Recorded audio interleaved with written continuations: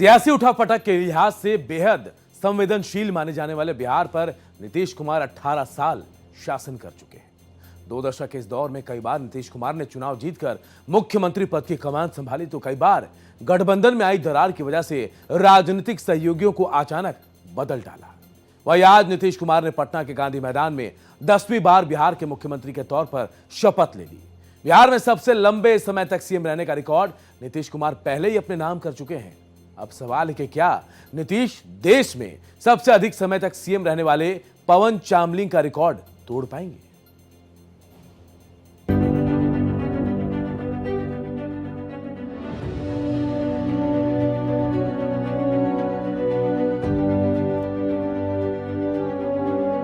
बिहार की राजनीति में नीतीश कुमार एक ऐसा नाम है जो पिछले 2 दशकों से राज्य के मुख्यमंत्री की कुर्सी पर काबिज हैं। उन्हें प्यार से सुशासन बाबू कहा जाता है, लेकिन उनके राजनीतिक सफर में गठबंधन बदलने से कई मोड़ आए हैं।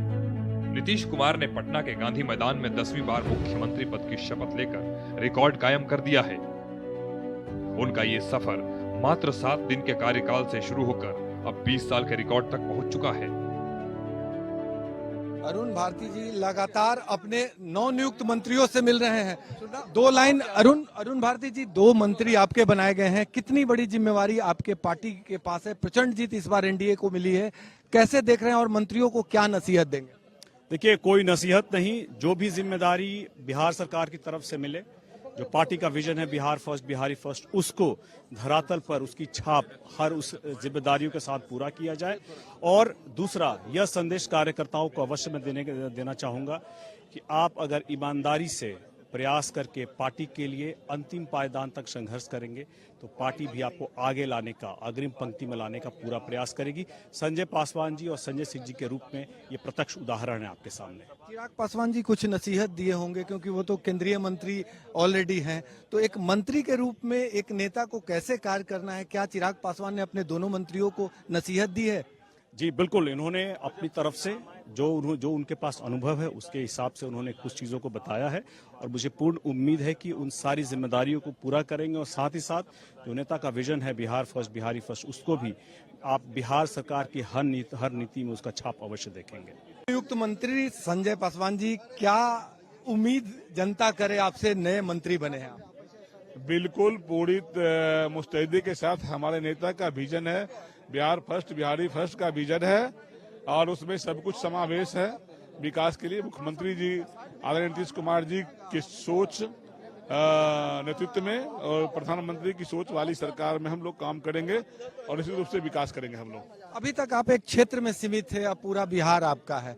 बिहार की जनता क्या उम्मीद करे बतौर मंत्री आपसे?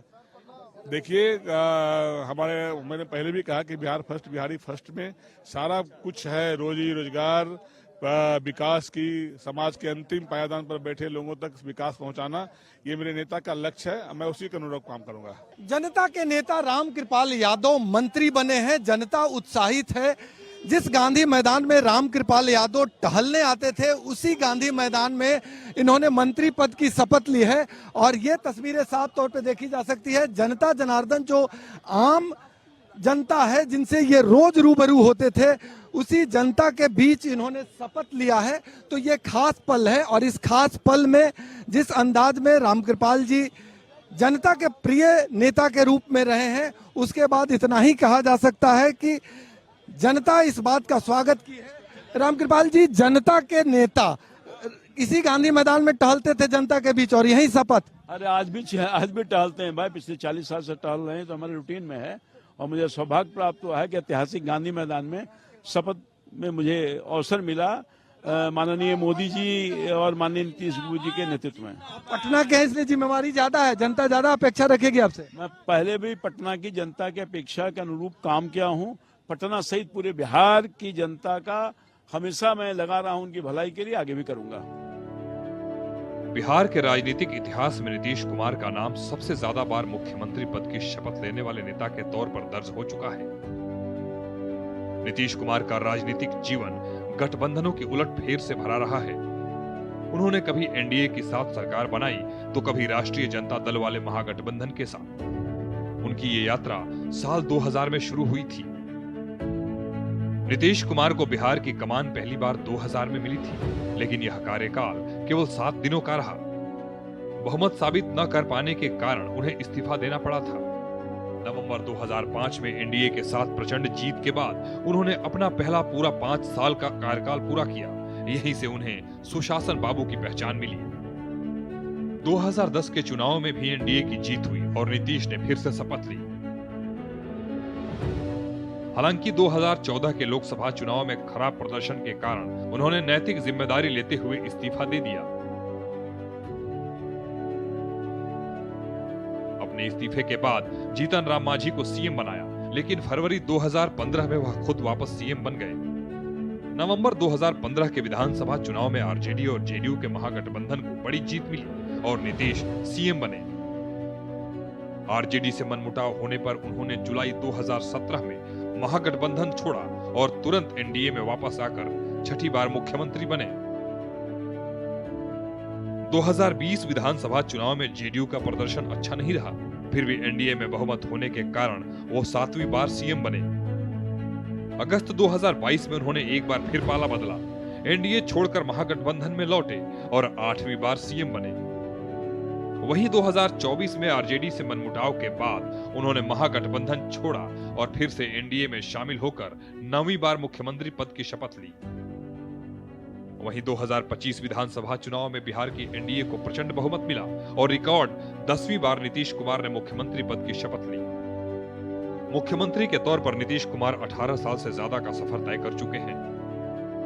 बिहार के इतिहास में अभी तक किसी भी मुख्यमंत्री का कार्यकाल इतना लंबा नहीं रहा। ऐसे में अगले 6 साल तक नीतीश कुमार मुख्यमंत्री बने रहते हैं तो वह देश में सबसे ज्यादा समय तक मुख्यमंत्री बनने का भी रिकॉर्ड बना लेंगे।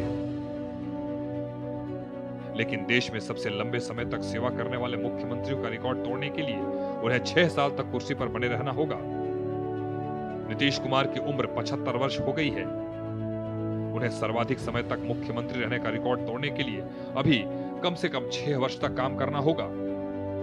इसके बाद ही नीतीश कुमार देश के सबसे लंबे समय तक मुख्यमंत्री रहने वाले पवन चामलिंग का रिकॉर्ड तोड़ पाएंगे।